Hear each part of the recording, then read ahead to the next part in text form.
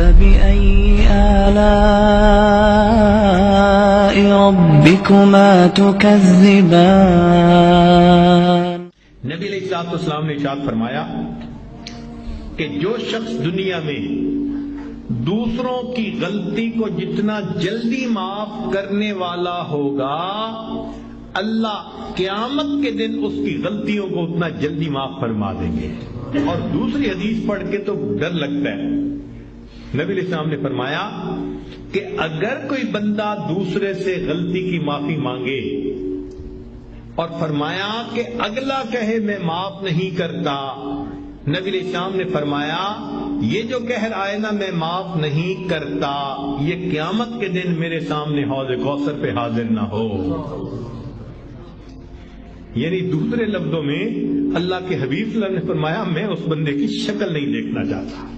آج تو یہ حال، خاوند بیوی کی غلطی کو معاف نہیں کرتا، بیوی خاوند کی غلطی کو معاف نہیں کرتی۔ اللہ اکبر کبیرہ۔ سوچئے تو صحیح ہمارے دل کی حالت کس قدر بری ہو چکی ہے، اپنوں کو معاف نہیں کرتے۔ ایک بزرگ تھے، حج کے سفر پر گئے، ان کے ہاتھ میں ایک تھیلا تھا، اس میں ان کے پیسے بھی تھے، سارا کچھ تھا۔ ایک نوجوان آیا اور اس نے جلدی سے دوڑتے ہوئے جو ہمیانی ان سے چھینی اور چھین کے بھاگ گیا۔ اللہ کی شان کہ جس نے ہمیانی چھینی تھی نا، یہ تھوڑی دور آگے گیا تو اچانک اس کی آنکھوں کی بینائی چلی گئی۔ کئی دفعہ ہوتا ہے نا بیٹھا ہوا آدمی اٹھے تو آنکھوں میں اندھیرا آ جاتا ہے، تو اس کی بھی ایسی حالت ہوئی کہ اس کی آنکھوں میں اندھیرا، بینائی چلی گئی۔ لو جی اس نوجوان نے تو رونا شروع کر دیا۔ لوگوں نے پوچھا کیوں روتے ہو؟ کہنے لگا کہ میں نے ایک بندے کا تھیلا چھینا، پیسے چھینے، مجھے لگتا ہے اس نے بد دعا کی، اللہ نے میری بینائی چھین لی۔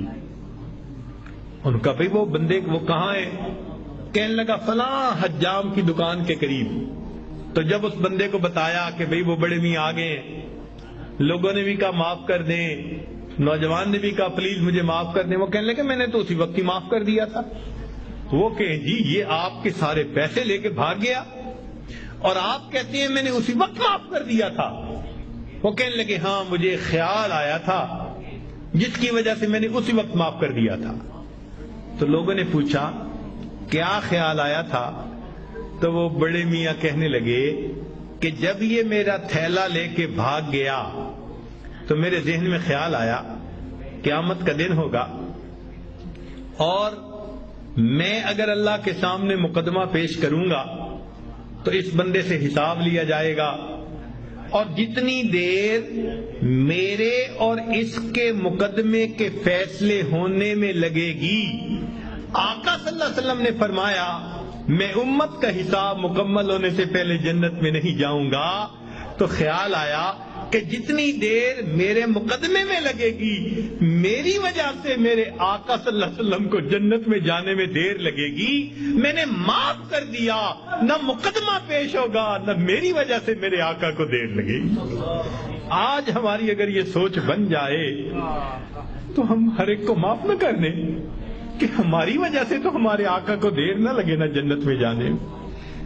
ہم بھی اپنے گھروں میں اپنی بیٹی کو، اپنے بیٹے کو، اپنی بیوی کو، اپنے بھائی کو غلطیاں ہو جاتی ہیں، باتیں ہو جاتی ہیں، تو بجائے دلوں میں کینہ رکھنے کے اور بجائے دلوں کے اندر دشمنی پالنے کے، ہم اللہ کے لیے معاف کرنے کی عادت ڈالیں۔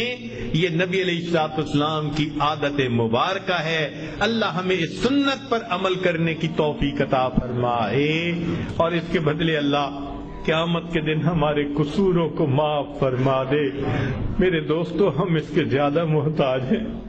دوسرے نے تو ایک غلطی کی ہوگی اور ہم نے پتہ نہیں اللہ کے کتنے گناہ کیے ہیں۔ اگر ایک غلطی کو معاف کرنے پہ وہ پروردگار سب گناہوں کو معاف کر دے تو سستا سودا ہے۔ اس لیے جب بھی کوئی معافی مانگے یا نہ بھی مانگے، اللہ کی رضا کے لیے اللہ کے بندوں کو معاف کر دیا کرو۔ اللہ تعالی ہمیں اس صفت کے ساتھ بقیہ زندگی گزارنے کی توفیق عطا فرمائے۔ وآخر دعوانا ان الحمد للہ رب العالمین۔